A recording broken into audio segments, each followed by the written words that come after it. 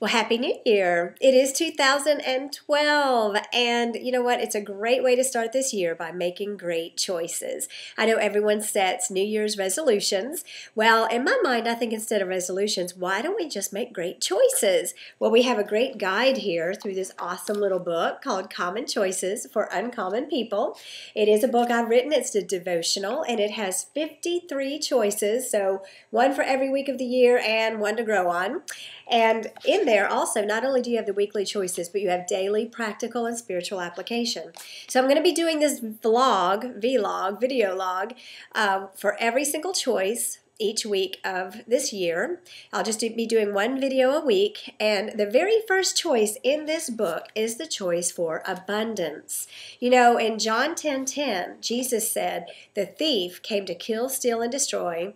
Jesus said, "I have come that you might have life and have it more abundantly." Well, we all want abundant life, right? But not always do we know how to get it, and sometimes we're not even sure all of the abundance that's available for us. Let me just tell you this little story. Back in 1999, I was working for a company selling some products, and there was a seminar in Aruba.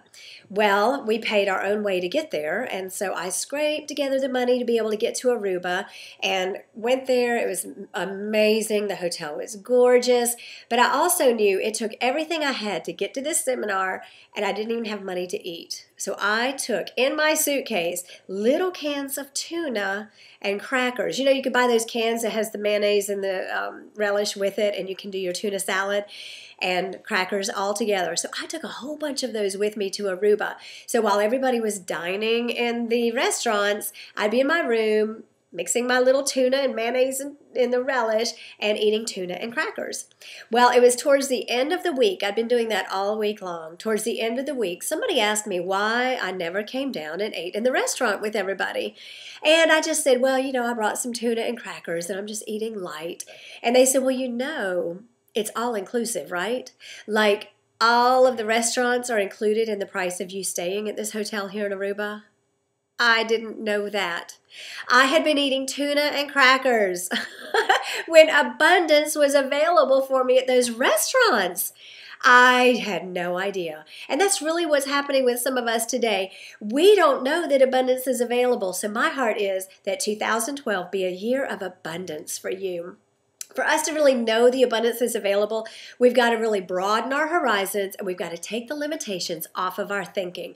Really, we need to read the Bible to see what the abundance is that Jesus talks about in John 10:10. Now, we do know the first part, the thief is out to kill, steal, and destroy. We want the abundance that Jesus says he came that we would walk in. So we've also got to recognize, because the enemy doesn't want us walking in abundance. He doesn't want us to have wholeness and health. He doesn't want us to have great marriages, great kids. He's out to kill, steal, and destroy, but Jesus came that we would have all of those good things.